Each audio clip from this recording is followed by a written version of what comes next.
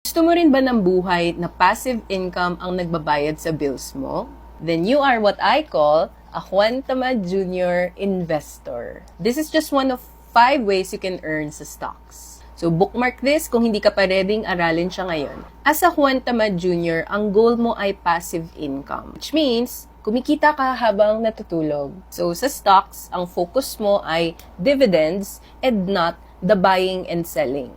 But here's the truth. You have to reach a certain point before you feel how powerful passive income investing is. And it's simple math. So let's say may isang stock na nagbibigay ng 8% dividend yield or ROI.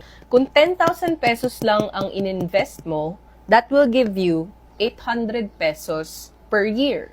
Boring. 1 million yung ininvest mo, kaya kang bigyan yan ng 80,000 pesos per year. Medyo maliit pa din. Let's say, umabot sa 10 million yung kaya mong i-invest, that's 800,000 pesos per year of passive income. Net of 10% tax on cash dividends, ang matitirang mabubulsa mo, 720,000 per year. Gawin natin per month, that's 60,000 pesos per month. Doing nothing.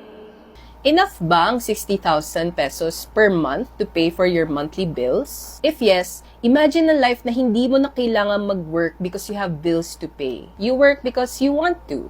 And kung wala ka pang ganong amount, that's okay. That is why time in the market matters. Kaya tayo naguhulog-hulog.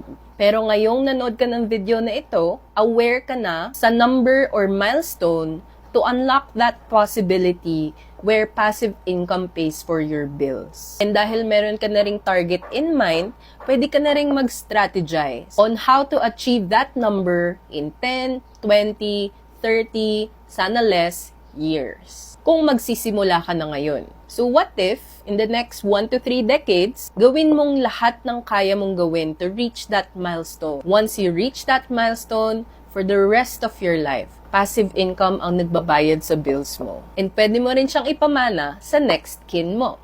I'll share examples sa next video ko.